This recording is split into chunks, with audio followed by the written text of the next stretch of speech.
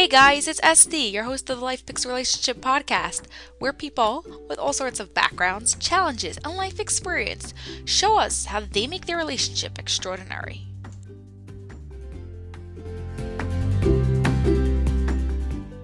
Hey guys, hope you're having an awesome day and ready to get really high because today's guest, just looking at her and her red glasses gets you all hyped up. I mean, at least me does. Just sitting here in front of her makes me so excited and I just can't wait for this to start. She's a Navy veteran, speaker, coach, and clinical hypnotherapist. Thank you so much, Dee, for being here. I'm really excited to get this started. Guys, go to deewoolridge.com. I'm going to put all her links in her show notes. You'll want to check this out to start building success today. Now, Dee, I can't wait any longer. You want to start by telling us a bit about yourself and exactly what you do. I am a author, speaker, coach, and I work with mostly women that have issues with self-sabotage, with anxiety, women that feel stuck, and they don't know what to do about it. So my job is to help them move beyond stuck to where they start working in their genius and they have more confidence and self-esteem. And when you feel good about yourself, it's a great way, a great place to be in life. And that's when your relationships are more happy because you're a whole person instead of trying to get what you need from your partner. Exactly. So that's what I do. Mm-hmm. So cool. And I like how you said their genius because everyone has their genius. And the question is whether you've accessed it and use it versus just not. Okay. So you want to tell us what the Hawkins Scale is? The Hawkins Scale, I didn't invent it, but I use it a lot in my coaching. He wrote this book called Power versus Force. It's a really great book. And he talks about the calibration of vibration.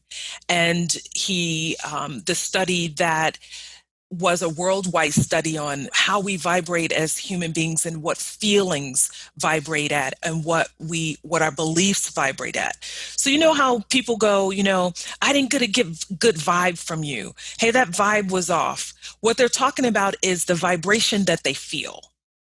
So in this book, Power versus Force, this study calibrated through kinesiology, which is a study through muscle testing, and where everything is vibrated, where everything is calibrated at. So if you feel grief, it's calibrated at 75. If you feel joy, it's calibrated at 450. If you feel anger, it's at 150. So everything has a vibration. And when we talk about a good match in relationships, when you vibrate at the same frequency as someone, you have a more fulfilling and harmonious relationship. So that means if your partner is now grieving, right? What do you say it was 70? Then yeah. Mm-hmm. You want to try to go down to their level of 70. No. So what are you saying? So grief is at 75. When you understand this, you understand people's behavior because you can only do what you vibrate at. You know how some people, you just can't, if you're in a conversation with someone and they just don't get you, it may be because you're not on the same frequency. It's like dialing into a radio station. It's like, and you kind of hear it over there, but it's a lot of static. So what you want to try to do is try to tweak that. So either help bring them up, which is what I would recommend, help bring them up or stay right where you are. I wouldn't go down to a lower level because that means you're having to bring your energy level down to them. Okay, so how would you bring that person up? So there's a lot of ways to. Am I like jumping steps here? No, well, there aren't really steps in this. So what I want to say is that everybody is on their own spiritual path. And you can't open someone's path for them. We all open at our own rates. So it's best, in my opinion, to find somebody who vibrates on the same level that you are. or when you're growing together. So, because if you vibrate at, I don't know, the level of acceptance, which is at 350, and you're trying to date someone who's constantly in the level of guilt at 30, it's not going to work out, because that person is always going to be doing something to self-sabotage because they feel guilty, and they're bringing guilt into the relationship. Those are the things that are filled with baggage, or they're bringing fear, they're bringing anger, they're bringing in shame, all of those things. When you're past those, so it's going to be a constant argument. You're not going to feel good together. You're not going to jive together. There's going to be fights, and things like that. So 20, which is the level of shame, is very far away from acceptance, which is at 350. So how is that a match? It's like you're both shoes, but one is a stiletto and the other one's a sneaker. They just won't work together. You know what I mean? So I don't know that you can do that, because you cannot change anyone. You are only responsible for yourself, and you can only change yourself. So that other person, it may be best to say, it just isn't the right timing for us. And then go on your merry way and find someone else. Yeah. So that is like when you're dating, but, right? It's truth. Yeah. Well, you know what? Rather happen earlier than later. Yeah. Don't get married, have 4 kids, and then decide that, like, hey, this isn't working, Yeah. And it's easy to say. You can just say, yeah, we weren't on the same vibe, same frequency. We just didn't resonate on the same frequency. That's exactly what it is right there. You don't resonate on the same frequency. Yeah, it doesn't make that person a bad person. It's just not I'm for a you. stiletto. You were a worn out Nike sneaker. You got a lot of miles on you. Yeah. Yeah. So a person usually, I don't know what the right word would be, but like operates on a certain frequency, right? Like an average frequency. And then they have like changes. Let's say if they're grieving or they're shaming, then it changes, right? Now, what happens if you're talking to your partner, you are married, and you're on the same frequency, but your partner's going down. Goes into that state. Okay, and remember, everything is a state. Some people are constantly in a state of fear. That's why there's so much anxiety now, because people are in that constant state of fear. So they're vibrating there. So if you are in a relationship with somebody that is their normal state, they wake up with anxiety, they go to bed with anxiety, and you don't have it, it's going to be hard for you to relate to them. Even if you're married, you're in a relationship, because you don't get it. Now, if you've ever vibrated at that level, if you've ever experienced anxiety for a long period of time, not the one, hey, I'm going on stage and I have to speak, and the anxiety is there for 5 minutes and then it's gone. I'm talking about people who aren't able to conquer it. They don't know how to relieve that state of anxiety. It's going to be hard for you, because you may not have the patience for them. You think that, hey, you can get over it, they can get over it, or you will be constantly being pulled down to that level, and it's going to stop you. It'll hinder you from moving on, because it becomes this codependent relationship. Does that make sense? Yes, exactly. That's how codependency develops. But what could you do to support your partner who's right now at a lower state and go and help them bring them up? You could suggest ways to help them raise their vibration with things like mindfulness, meditation, books on learning how what you are. Like I work a lot with spirituality. I mean, that's my number one thing before I do anything is I work on me and my relationship with my higher self, so that is how you bring up your vibration. I say first, there's a couple ways. One is, in the world of humanity, you have these concepts. In the world of spirituality, you have these concepts. The things that brings our vibration down are things like shame, guilt, grief, fear, anger. What can you do? You can start working on yourself. And a good book to do that is called Radical Forgiveness. Radical Forgiveness. There's lots of books out there, but this is one in particular that I use with my clients. And this is acceptance of what is, because you can't go back and change anything. So, and especially on things that you're shameful about or things that you have guilt over, because those guilt and shame are like worry. They're useless. They don't do anything to you. It's for you. Yeah. They don't do anything to elevate you. So get your counseling. Work with in a group or whatever that is, so that those low vibrating states, that you can relieve yourself of them. Get a coach. I started out just as a straight hypnotherapist, and that's all I did was hypnosis. And then I added more things to my hypnotherapy practice to help people relieve themselves of these things, because I had them too. I had a lot of shame. I had guilt. I had anger. I had resentment. I had all of those things. So the things that I used to help myself was hypnosis, going back to that childhood event, because it's probably something that happened between 0 and 10 years old when you were a child. So your 7-year-old self could be running your life. Something that happened to you at 3 that you didn't really understand, you couldn't process. You still feel something. You don't even know what it is you feel about it. Maybe it's anger, or maybe it's resentment.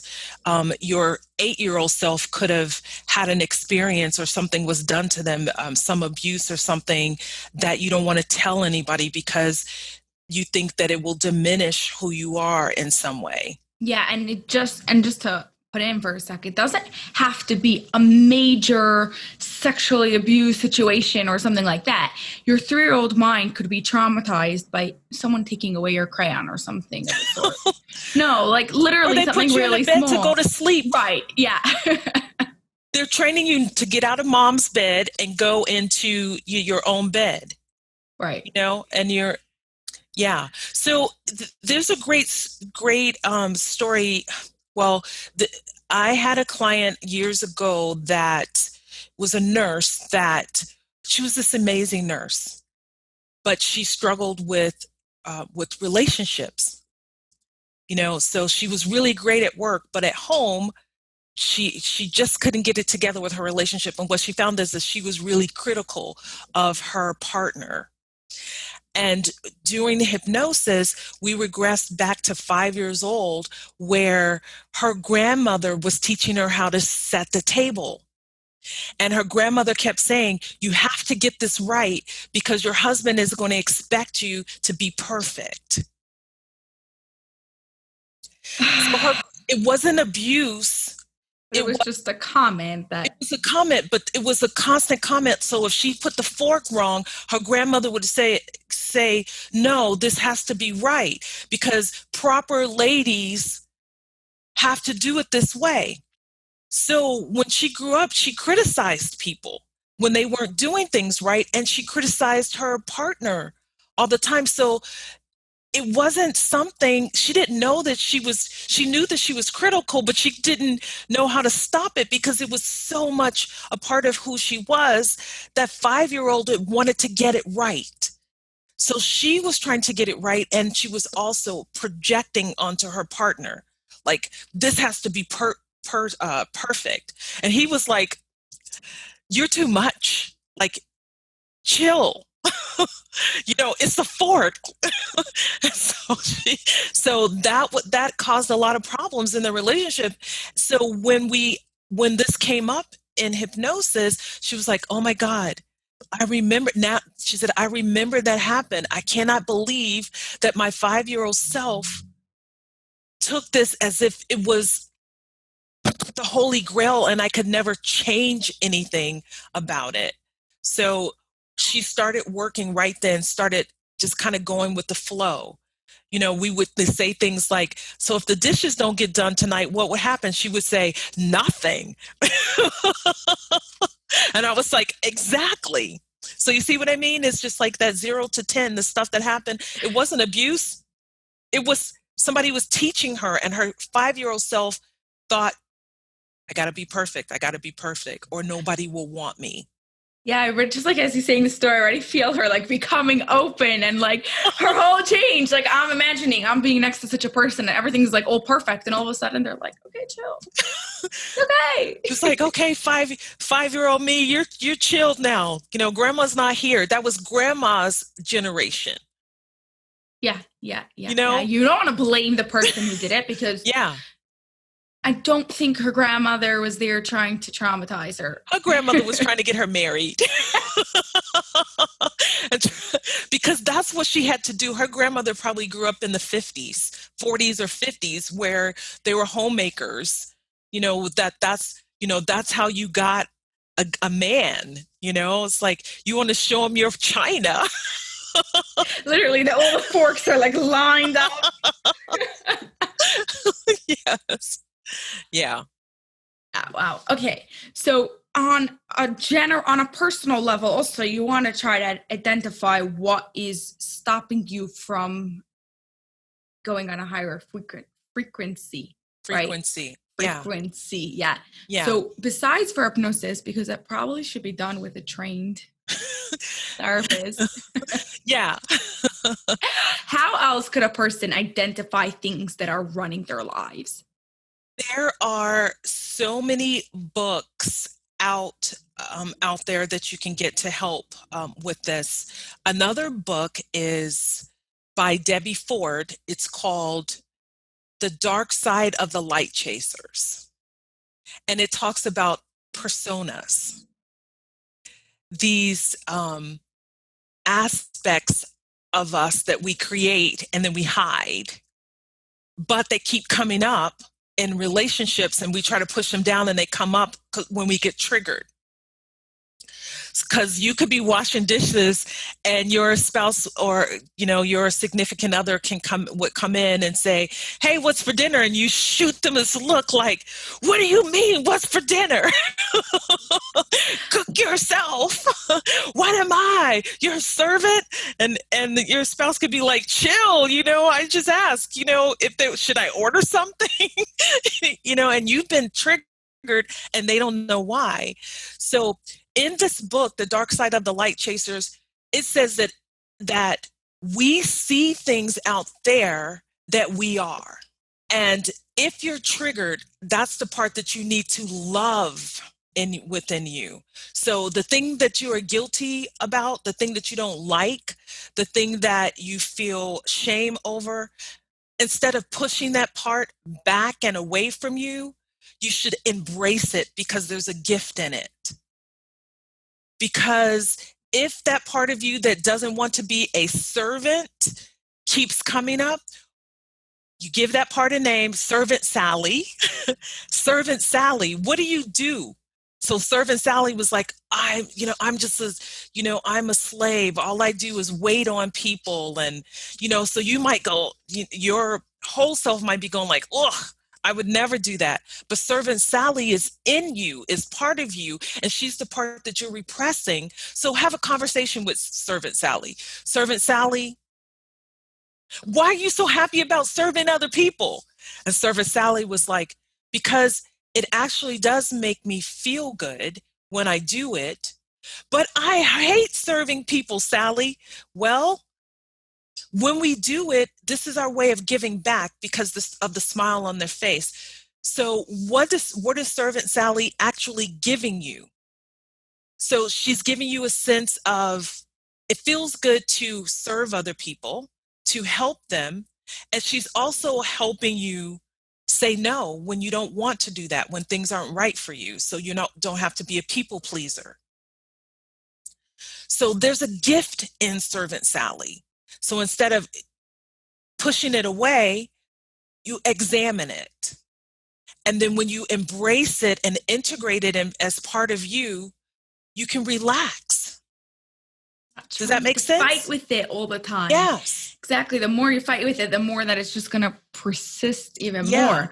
So first of all, like you said, accept it. And then afterwards, understand what it's giving you. Because everything we do, whatever it is, like you said, feeling like a servant or being in a codependent relationship or anything that's going on, there's something else there it's feeding a different part of us that if we don't like the way we're getting it right now, like let's say in your servant Sally example here, you're getting the feeling of giving back and helping other people. There could be other ways that you could go and get that, or you could just get that in a more healthy way. Put boundaries with servant Sally. She's only doing this certain amount when she could, things like that.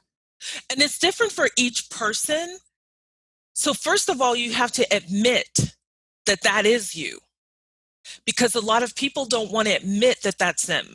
In this book, I love this book so much. She has a list of about 100 words, and she has you say, I am stupid.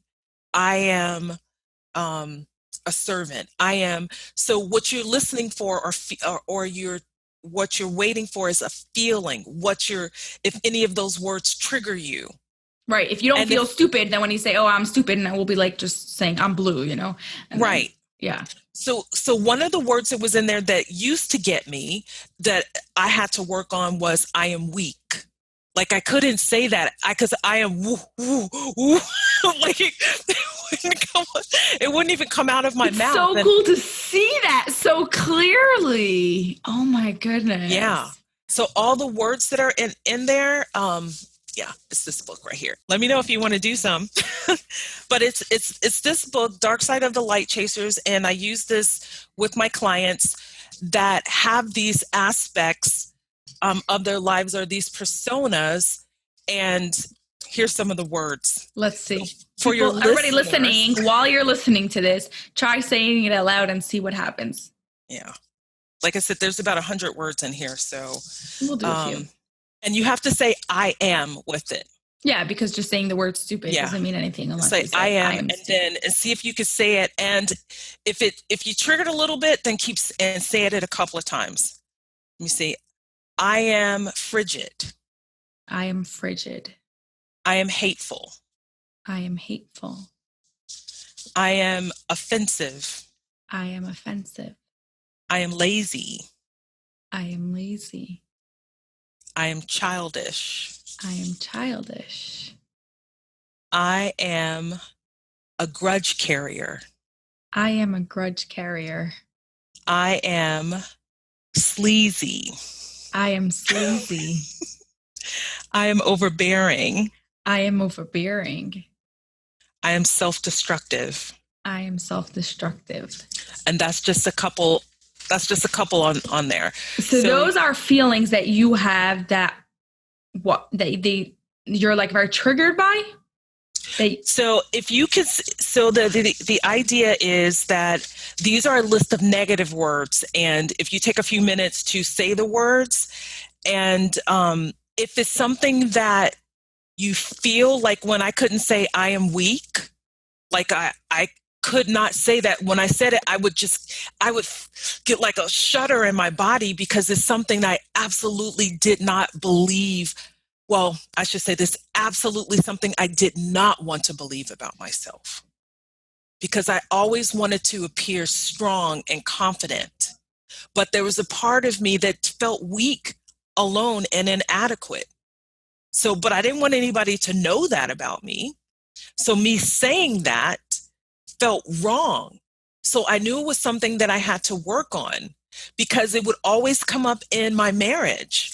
You know, if I felt like I wasn't making enough money, or I didn't feel good, and I had a cancer scare.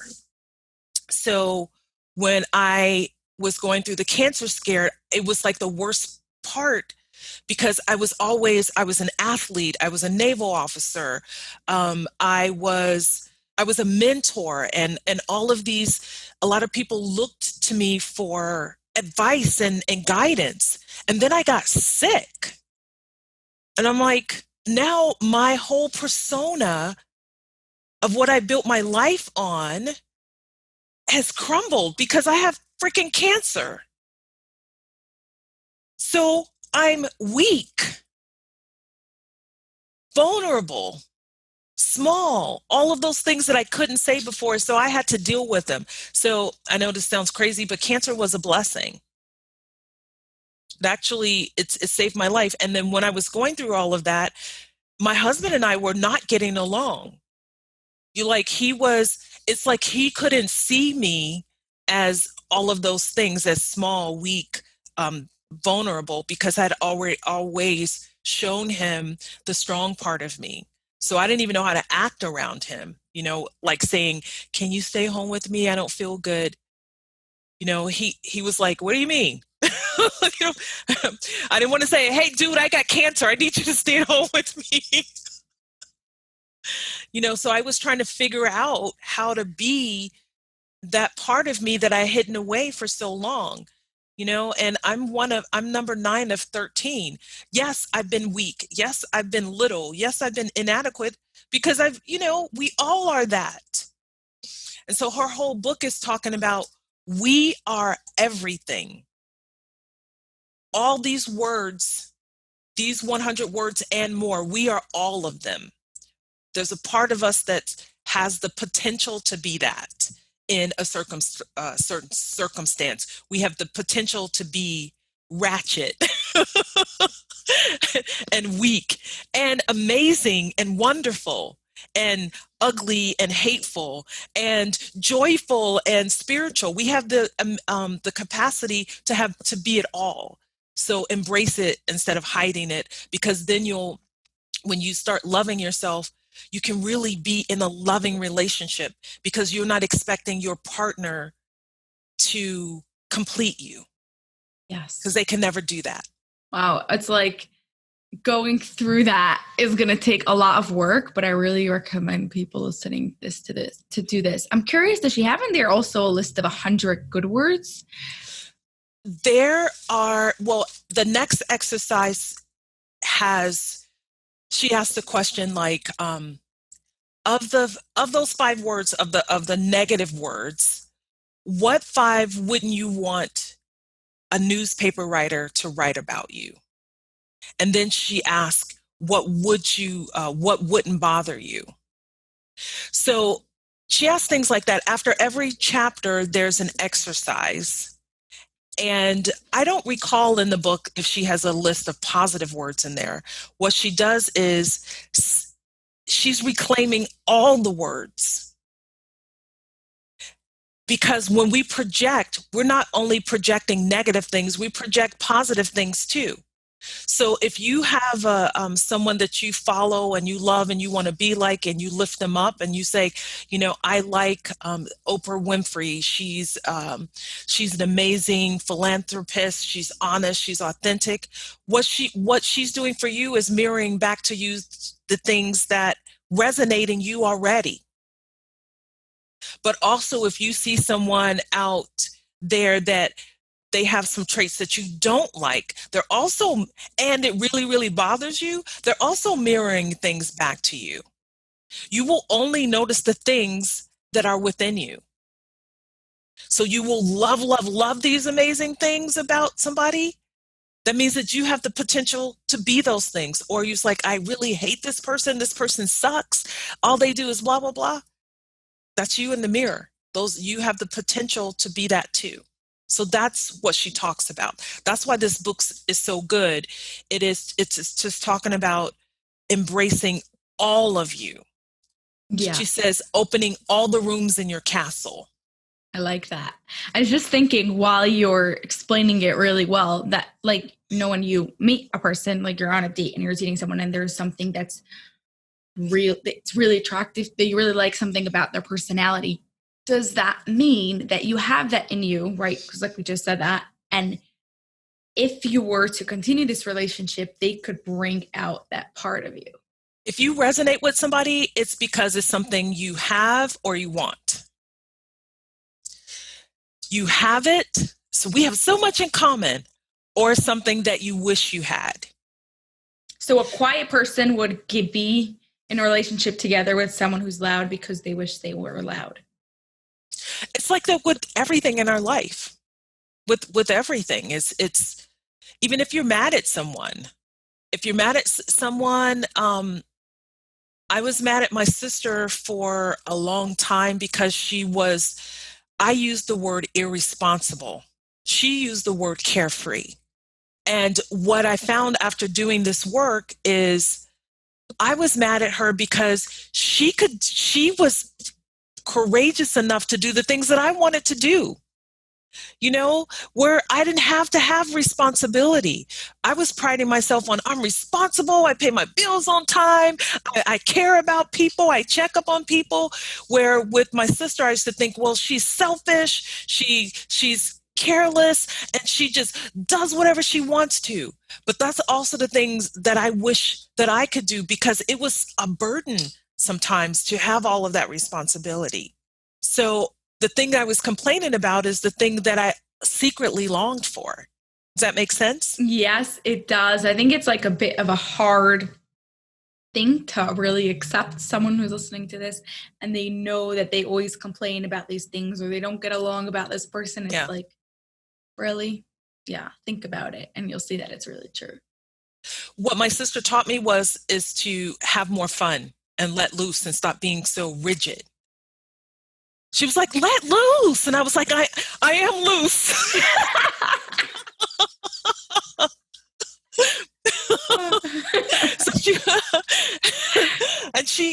She really, what she, Esty, what she said to me that really got me. And I didn't even know how to respond. She goes, you're just mad because you don't do anything for yourself. You don't know how to let loose and have fun. And I said, I had nothing. I had nothing, because she was right. So and I love my sister. She's like, she's my best friend.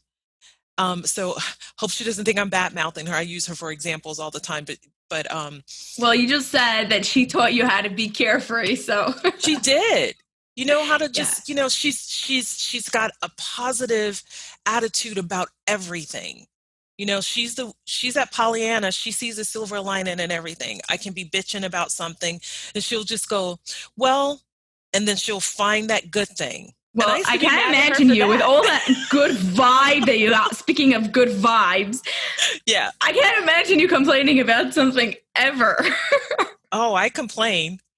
And my sister would just go, and she would find that good thing.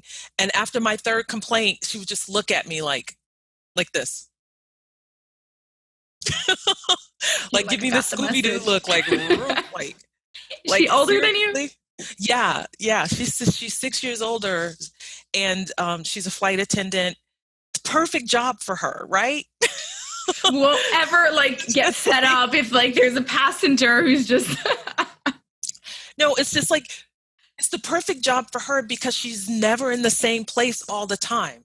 So cool. It's so cool because she's like, okay. And so when I talk to her, I go, where are you? She goes, well, I'm in this place. I'm in that place. So she has the right job for her personality. I have the right job for my personality too, so, and I think we give each other that thing because, she would say to me, you don't do anything for yourself. You're too rigid. You're doing like this. And all of those things are true. Some of the things that I was saying was, to her were true as well. So we helped each other. The thing is, we embrace those aspects of ourselves that we were projecting onto each other. So, and then you make the corrections if you want to. If you're in a relationship, like my relationship with her mattered. It's not a romantic relationship, but it's a relationship that matters. I didn't want to be mad at my sister. We went a whole year and didn't talk. And it was killing me. So, and her too. So when we got together, we just hugged and just forget it. I don't even know what we were mad about. I'm just glad that we're not anymore. So when couples are that way, I know it's killing them that they're not speaking. They just want their needs met. They want to be heard. They want to be validated. So when you can do that with your significant other and say, yes, I hear you. I see you. I understand you. Whether you agree or not, it's the validation that I can see how you feel that way. I can see why you feel that way. And the way you do that is because you, with compassion, you step into those shoes, like Debbie is saying. You step into it like, is there any aspect or circumstance in your life where that could have been you? Yeah. And I think that answers that question, like more complete answer to the question in the beginning that I asked, what do you do if your partner's on a lower frequency right now? And you don't want to Yeah. go down to their frequency, but you could go into their place, understand them. And then from there, you could go and bring them up to where they really want to be. Yeah. And I'm still going, instead of bringing them up, because that's not something that I believe that's our responsibility. I would say step into compassion, because with compassion is understanding and acceptance. It's like, I understand where you are and I accept you as you are, not trying to change you. Okay. Yes. That's and then compassion is, with love, it is stepping into, like, have you ever, is saying to yourself, have I ever been anxious like that before? Anywhere? Yes. Have I ever said something mean to someone and hurt their feelings? Yes, I've done that. Have I ever lied because I felt shameful? Yes, I've done that. So if you can, whatever that person did, if you could step into those shoes and say, that could have been me, I could have done that, or I have done that, that's compassion. When you can go, oh, and step in and go, okay, I see where they are. And then you allow space for them to bring themselves up. Yes. By validating where they are, because you cannot go, come on up this journey with me, know what I know, feel what I feel. It's not our job to do that. This is what I believe. It's not our job to do that. It's our job to create a space with tools, and when they're ready, they can reach out for those tools. I love that so much, both the space and the tools, and just letting them be, right? Because you're not here to change partner. Yeah, anyone knows who's listening knows that I always say that you're not here to change your partner. Yeah. And that was just put so well. That's incredible. Yeah. Because if you start going, you should do this, you should do this, you should do that, what's going to happen? They're going to hear, something's wrong with me, something's wrong with me, something's wrong with me. They're just going to go down. They're going to go down. So instead you can say, I understand, I understand how, and if you're going to understand and you're accepting them and you go, right, without trying to fix them, because you don't want people to believe that they're broken or something's wrong with them. They're struggling through something like everybody else is. And even if you're vibrating at a higher level, create the space for them to, by saying, I understand where you are and what's going on, and I understand how you came to that conclusion. How can I support you? That's what you can do. You can say, how can I support you? Not, you should do this. Allow them to tell you what they need. And then you can decide if that's something you're able to do with them, not for them, with them. Yes. Yeah. Wow. Yeah. That was awesome. So for our very last question, could you tell us, what do you think is an extraordinary relationship without using these 3 words? Oh, love, connection, and for you, I'm going to put frequency. Oh, okay. Well, this is what I tell my clients, that a great relationship is a series of agreements. It's what we agree to do with each other, with and for each other. And in every relationship, that's going to be different. So, what do you agree? The best relationships have these conversations up front before you go further. You're constantly setting expectations. This is what I like. This is what I want. Do you agree with that? Yeah. That's it. I love That's that. the best relationship, is a series of agreements. I love that so much. What were you about to say? In my household, we had conversations like this before we got married. I told my husband I wasn't as evolved as I am now.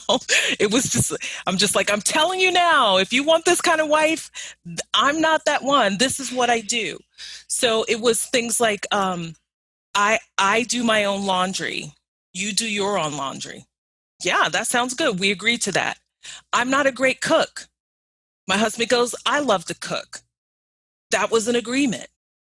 Well, it worked out so for you. Things like that. Yeah. So you know what I mean? It's because work on your strengths. Work on your strengths. So in our household, that's what we agreed to. Yeah. So like when people agree to how they're going to run their finances, how they're going to raise their children, I was about to say, it's more than just technical stuff. It could be much like how we communicate, what we do things. Yeah. All of that. I want to let people know that if you're in the relationship and you're dealing with a lot of fear, it's time to start working on yourself. And ST, as we were talking about, like what kind of things you can do, I would say it's all personal development. If you think something is happening with your partner, it's not about you. It's not about them. It's about you. So start working on yourself. And you can do that with my workshop. It's a free workshop and it's self-paced. It's all online. It's called Kick Fear in the Face. And it's called Kick Fear in the Face because if you hit somebody in the face, it's personal. And fear makes you self-sabotage. So you want to get that out of your relationship. You really, really do. And you can get there by going to kickfear.deewoolridge.com. And if you're looking for something that you can do together with your partner, start working on your mindset. Start working on getting a really positive mindset, and you guys can do this together. It is my membership. It's called Mind Shift Membership, and you can get there by going to msm.deewoolridge.com, and there's really cool stuff on there, lots of free things in there as well. Awesome. Great. So we'll have all the links in the show notes so everyone could go hop over there right now and get this. Thank you. Yeah. Awesome. Series of agreements. I love that. Well, thank you, Dee. This was incredible. Your energy energizes me. Well, you know what, ST, I think you're amazing what you're doing, helping people in their relationships, because people are struggling and they're looking for answers, and you are asking really smart questions to help them. So thank you for what you're doing. Well, thank you.